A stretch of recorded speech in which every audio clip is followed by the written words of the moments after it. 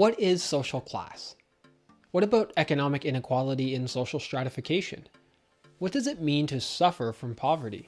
What does poverty in Canada look and feel like? How do we measure economic inequality, social class, and poverty in Canada and elsewhere? These are just some of the questions we'll explore in this week's episode of Social Problems.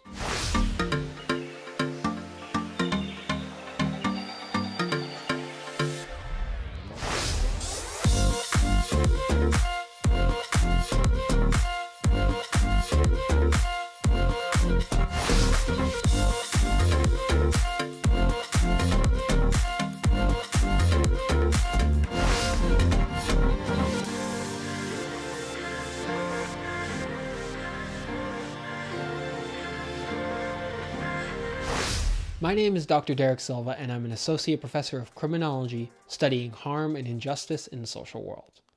On this episode of Social Problems, we'll discuss class, poverty, economic inequality, and the ways in which sociologists understand and measure all of these important concepts. This video focuses on the intersections of class, economic inequality, and poverty. Social classes can be defined as groups of people who share a common economic interest, or as folks who share the same socioeconomic status.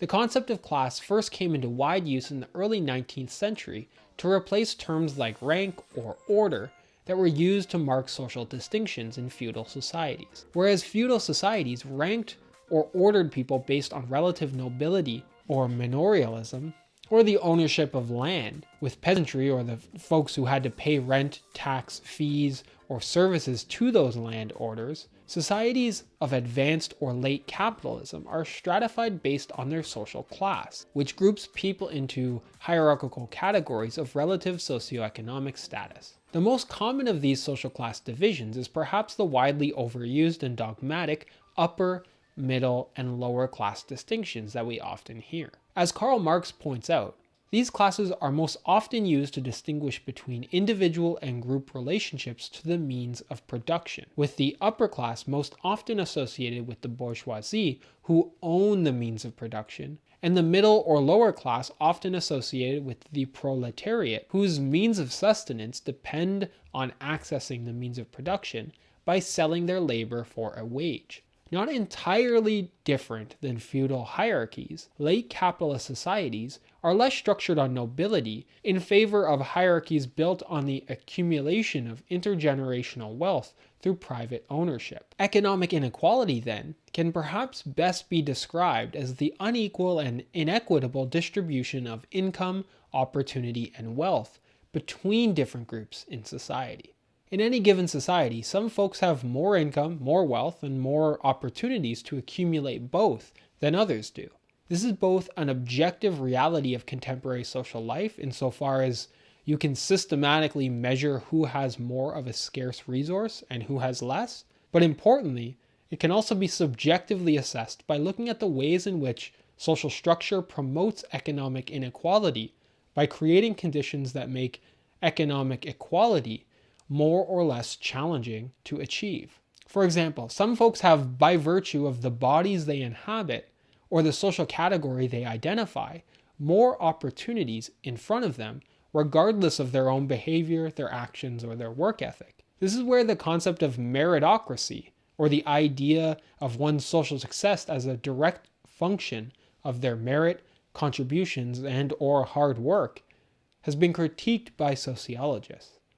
Many sociologists and even economists have empirically demonstrated that while merit is one variable in a complex model that determines individual success, we undoubtedly live in a society that builds opportunity, privilege, entitlement, and the barriers to all of them into the social structure. Individual skill, talent, and effort may indeed be associated with social mobility, here defined as the movement of people from one social class to another during the course of their lifetime. But just as those variables are, so are the social categories, identities, forms of oppression and discrimination, laws and policies, and individual actions that put up barriers to or make social mobility much more difficult for certain folks. It is far more difficult, for instance, to enter the labor market if you suffer from poverty and food and housing insecurity, because not only do you need to focus on accessing food to stay alive, you may not have opportunities to access all of the material resources needed for entry into the contemporary labor market. Clothing for an interview, a computer and printer to print a resume, transportation to the job site, etc. For those suffering from poverty or food and income insecurity, hard work and skill is secondary to the extreme challenges that you face even before you get a job interview. We also know that intergenerational wealth has a very strong causal relationship with social class and upward mobility. Sociologists call this intergenerational income elasticity, or the correlation between a parent's and child's income. In other words, if a parent is a high earner in an upper socioeconomic status social class, there is a strong likelihood that any child reared will also occupy that class. Conversely, if a parent is a low-income earner suffering from income insecurity, the life chances for that person's child of upward social mobility are incredibly low. For your read, watch, and respond, answer the following questions. What factors make social mobility possible in Canada? What factors make it challenging to move out of one's class or income bracket?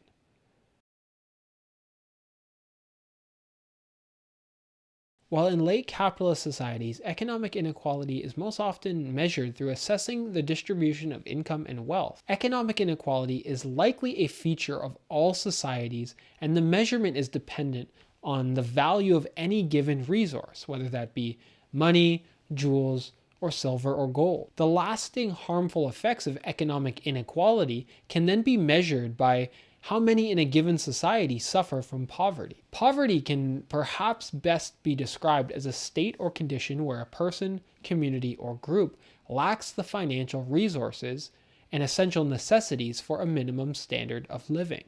This notion of poverty is typically separated into two generalized forms: relative and absolute.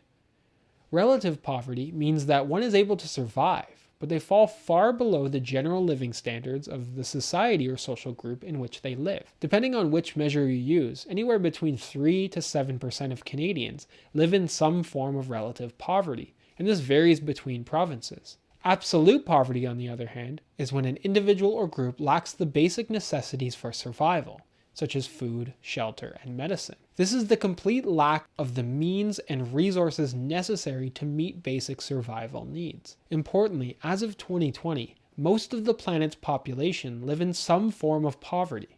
According to data from the World Bank and adjusted for purchasing power, about 85% of the world live on less than $30 per day. 2/3 of the population live on less than $10 per day, and 1 in every 10 people live on less than $2 per day. As of February 2021, Statistics Canada says that over 3.7 million Canadians were living below what is called the poverty line, and we'll talk about this measure in a few minutes. The chapter also talks about the realities of poverty in Canada, more specifically how certain groups in terms of age, gender, sexuality, race, ability status, and geographic location may be more likely to experience poverty than the rest of Canada. Racialized groups and immigrants, those suffering from mental health issues, folks who have disabilities, as well as Indigenous populations, are more likely to experience poverty. Poverty is particularly prevalent in urban centers, which may be due in part to the lack of affordable housing, a common theme that we've seen play out during the COVID-19 pandemic. Attention is also drawn to homelessness and home insecurity, and the factors that may lead to them, as well as the characteristics and demographic traits of homeless and home insecure populations. And importantly, sociologists also document the ways in which income inequality actually manifests in a number of other forms of inequality. Sociologists call this the relative income hypothesis, which suggests that inequality alone, as opposed to absolute deprivation, is enough to bring on various health problems, including premature mortality within a population. This means that it is not only the full deprivation of absolute poverty that can lead to a host of other problems, most notably health problems and ultimately death, but income inequality alone can lead to those problems. Sociologists are thus interested in how income inequality has causal effects on society that extend far beyond simple economic concerns. But how do we quote unquote know about poverty? How do we measure it, assess it, understand how it impacts the social world? The Government of Canada does not have an official definition or single measurement of poverty. Instead, Canada uses a variety of measures to assess the number of Canadians who suffer from low incomes relative to others. There are a number of indicators used by Stats Canada and other government offices to measure this low income. And these measures are called low income cutoffs, market basket measures, and low income measures. Low income cutoffs are used by Statistics Canada for measuring relative poverty on the basis of the percentage of income devoted to daily necessities, like food, shelter, and clothing, and determined both regionally and by population, operationalized as size of a city or a rural community. A family is considered low income if it spends 20% points more on daily necessities than the average family. In this way, it is a relative measure of low income, as it compares one family to an average family that is supposed to represent a comparison group. The term relative measure used here should not be confused with the concept of relative poverty. A relative measure is seeking to assess and evaluate whether one is to be considered low income relative to a peer group. It is seeking to measure whether or not a particular person or group suffers from relative poverty. Low income measures, on the other hand, are a set of figures representing 50% of the median adjusted family income. Actual incomes are then compared with the low income measures to determine whether or not a family can be considered low income relative to their peers. A household is considered low income if its income is below 50% of median household incomes. Remember that median is not the average, but the middle point of a sorted continuum of numbers, the 50th percentile. Like low income cutoffs, it is a relative measure of low income as it compares a household to like groups. Market basket measures are a way of measuring income and poverty in absolute, non-relative terms that was added in 2003 to Statistics Canada's methods for measuring income and poverty. It is based on a hypothetical basket of market-placed goods and services that represent a basic standard of living and the income needed to purchase the items in the basket. If an individual or family earns less than is needed to purchase the items in the hypothetical basket, they are considered to be low income. This indicator is available for 49 different communities across Canada and therefore allows for more localized and contextual assessments because it is more sensitive to the differences in cost of living in different areas. This is an absolute measure or objective measure of low income because it does not compare one group to another. It simply assesses the objective reality of whether a family can afford a predetermined set of goods. Finally, the concept of poverty line is often used in media and public discourse to describe poverty in any given place. It's an incredibly crude and reductionist measure and is therefore of little to no empirical use for sociologists. It represents a usual standard of living and differs across countries and over time. In Ontario, the poverty line for a single adult has typically been between 18 and 22,000 over the past several years. Sociologists tend to avoid using the term poverty line and instead use a specific measure like low-income cutoffs, low-income measures, or market basket measures, or a combination of all of them. Internationally, a number of key metrics are used to evaluate economic and social inequality, including the Gini coefficient and the Human Development Index. The Gini coefficient, or Gini index, is a measure of the distribution of income across a population, and it was developed by Italian statistician Corrado Gini in 1912. It is used as a measure of economic inequality by providing a coefficient ranging from 0, which represents total income equality, and 1, representing perfect income inequality, and is used to define the gap between the so-called rich and poor in specific income contexts. Coefficients closer to 1 represent the lack of income equality, whereas coefficients closer to 0 represent more equality or more equally distributed income. Values over 1 are theoretically possible due to negative income or wealth, but in practice do not exist currently at the international level. In 2017, World Bank data suggests Canada had a Gini coefficient of 0.33, representing lower than mean and median international income inequality. And although this is a useful number to indicate how much inequality exists within a country, a statistic that you can then use to compare to peers, it does not say anything about the qualitative or quantitative nature of the inequality of a particular society. What is the relative difference, for instance, between top income earners and low income earners? How is the life course for each group different, with different environments, opportunities, and situations? In other words, what is the reality of that income distribution? Well, the Gini coefficient offers little nuance into these questions. The Human Development Index is a combined measure of achievement in 3 areas of so-called human development: life expectancy at birth, literacy, and gross domestic product per capita. And it's used by the United Nations Development Program to monitor social and economic progress across countries. It is a measure that combines measures of life expectancy, literacy, and gross domestic product per capita to rank countries into different tiers of what the UN calls human development.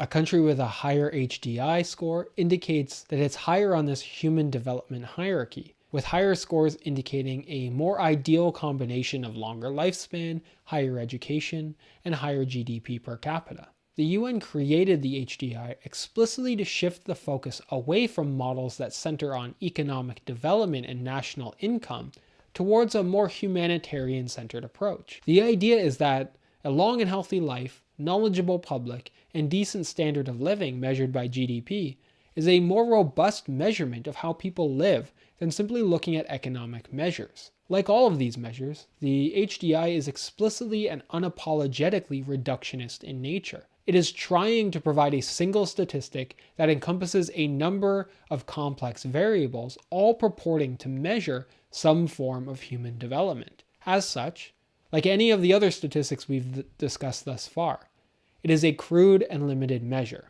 But it is indeed useful for understanding different levels of development across the world and for improving living conditions for folks around the globe. It can be used to assess, for instance, why countries with similar GDPs have very different HDI scores, which can then be used to influence fiscal and public policies to address those areas of concern. Sociologists thus argue that measurements like the Human Development Index must be contextualized and valued in very specific and intentional situations. It can be used, for example, as a starting point for comparing and contrasting countries with similar single variable scores, but vastly different total human development index scores. But using it as an all-encompassing tell-all measure that puts countries against one another in a race to the top is an incredibly harmful and problematic way to use this measure. Importantly, sociologists have also highlighted how the Human Development Index also fails to take into account factors such as inequality, poverty levels and types, and perhaps most importantly, gender disparity. The bottom line is that the Human Development Index is useful to expand our analysis of inequality beyond income and wealth, but is limited and potentially problematically used if it is the only measure in our sociological toolkit to assess global inequality. So we've talked about income inequality and some of the concepts sociologists use to make sense of it. We've also talked about some of the ways in which sociologists measure income inequality, but how do they theorize about it? In other words, how do sociologists make sense of the role that poverty and economic inequality play in society? Well, the answer, of course, is in a variety of ways. Structural functionalists, for example, focus on the function or purpose of social stratification. Functionalists ask, what function or purpose does social stratification serve? Remember, social stratification here is defined as how society categorizes people into different groups based on socioeconomic factors like wealth, income, race, education, ethnicity, gender, occupation, and so on. Inequality for functionalists contributes in some way or another to the larger system's stability. It sets the conditions for social stability. All parts of society, even things like poverty, contribute to the stability or instability of the social system. Economic inequality can take both latent or manifest forms in relation to system stability. A manifest function of inequality is to create the conditions for a highly specified labor force which trains people to do different things with different sets of knowledge. The remuneration they receive must then also be differentiated based on those skills to drive the economy forward. A latent function, on the other hand, would be to reinforce group identity, to reinforce the dominance of a particular group culturally, politically, and economically. For example, to create a group identity among the working class that buys into the dominant ideas of the labor market, like hard work, discipline, subjugation, and obedience, in order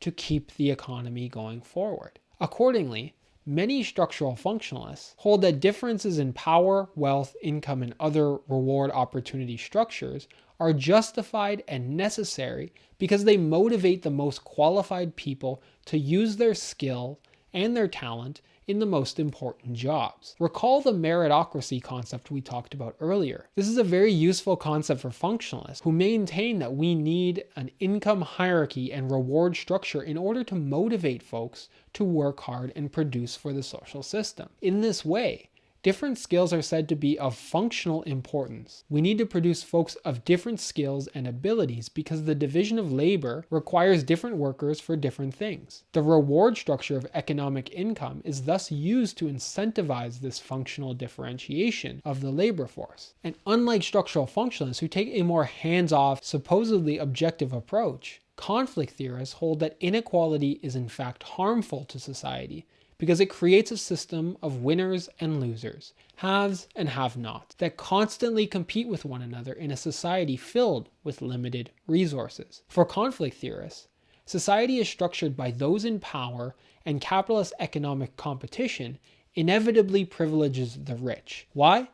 Because it's based on the system that they have built to work in their advantage. Those in power, or the bourgeoisie class, own the means of production and have great influence over both the structural conditions that regulate those means and the lived experiences of the labor class that fills the means of production with its workers. The rich owners of the means of production are thus able to simultaneously erect a system that advantages them at every stage, while making it incredibly difficult for the workers, or the proletariat class, to achieve social mobility or to influence the system in any tangible way. Conflict theorists like Karl Marx suggest that the bourgeoisie do this through stimulating alienation in labor under capitalist conditions, by disconnecting the laborer from the product of their labor. Whereas in feudal societies, the worker would work in a field and eat, trade, or barter whatever resource they found as a means of sustenance. Advanced capitalist societies in the Fordist model of work have disconnected the worker from the product of their labor.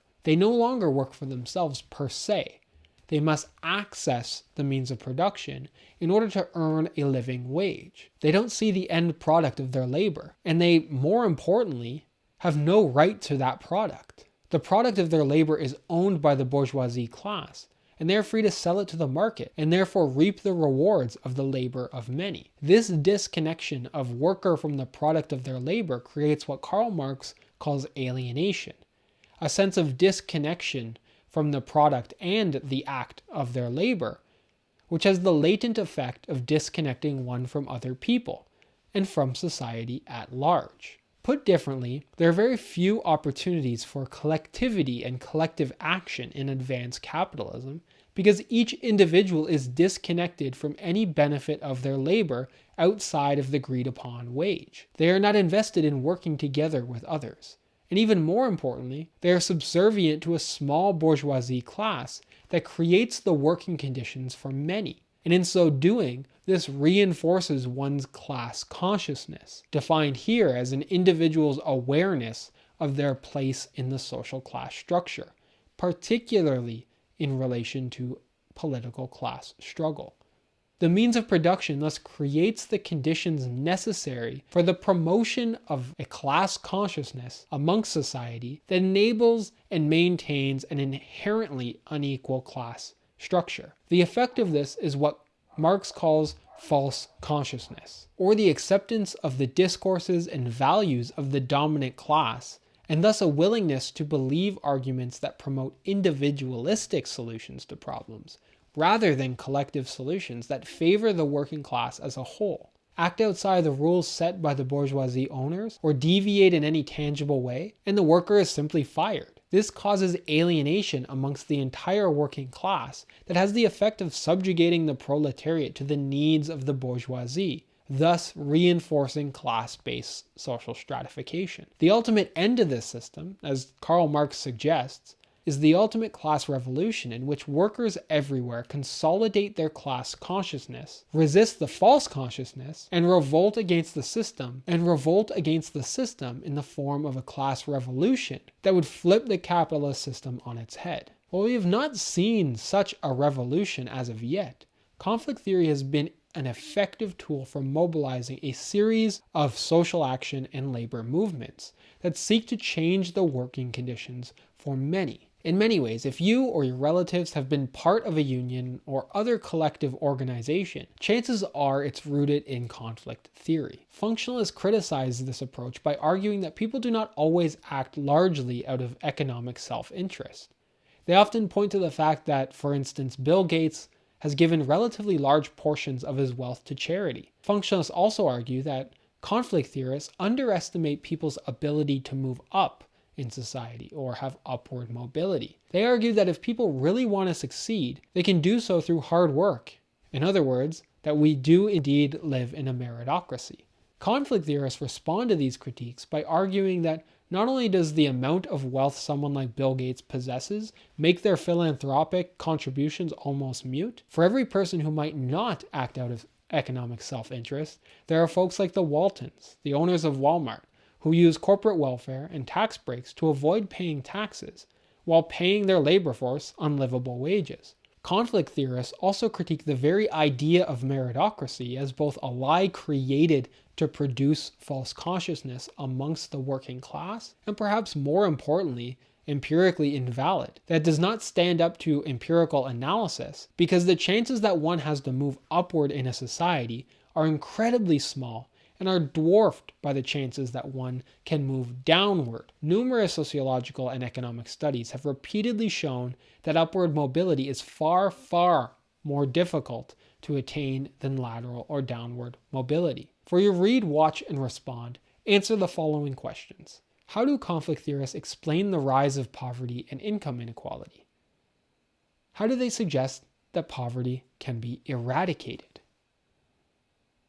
Finally, symbolic interactionists focus on how micro-level face-to-face interactions maintain structural inequality and create and maintain unequal power relations. Interactionists look at how certain social roles have more power and more authority than others, and how that power and authority can be used to create and maintain unequal economic relations. Scholars working within this tradition thus focus on how we construct and give meaning to social roles in society that reflect different levels of power and authority than others. For instance, a symbolic interactionist would focus on how we have created different job titles to reflect skills, knowledge, and social status that are used to justify and maintain different income levels. A CEO, for instance, is thought to have more skills, knowledge, experience, and social status than, say, a factory worker doing manual labor for the company. The CEO then not only has more power, privilege, and authority, but is also remunerated at a much higher rate, resulting in income inequality. But beyond just income inequality, the structural functionalists will also look at how individuals and groups take on and embody these different roles. When the CEO walks on the factory floor, for example, how do the laborers respond? Do they take a break and go have a coffee? Do they scream profanities at the CEO? How do they react when they see the CEO up close? Well, they're likely to take on some sort of subservient role and might even try to flatter the CEO. A great example of the symbolic interactionist approach to role adoption in the workplace is the TV series Undercover Boss. In this TV show, CEOs dress up in disguises and go to work with those lower on the company hierarchy. Paying attention to how those employees act towards someone who is supposedly junior to them rather than a CEO is a fascinating symbolic interactionist experiment. At the structural level, we can then explore how society is constructed with this sort of role differentiation and how it leads to micro-level power dynamics, but also macro-level patterns of inequality. Symbolic interactionists thus focus on the micro-interactions that have the ability to reinforce, structure, configure and reconfigure, or undermine power and status differentials. Accordingly, for symbolic interactionists, social stratification is the result or the end product of these individual interactions. For your final read, watch, and respond, please answer the following questions. Symbolic interactionists argue that we create income inequality through meanings that we attach to groups based on income and wealth. If you were responsible for changing these stereotypes of what it means to be so-called poor and what it means to be wealthy, how would you do so? What words would you use? How would you be able to alter these meanings through social interactions? So that's it for today. I hope you learned something about economic inequality, poverty, and social stratification in society, and the ways in which sociologists make sense and try to measure them. This has been Professor Silva, and I'll catch you on the next episode of Social Problems.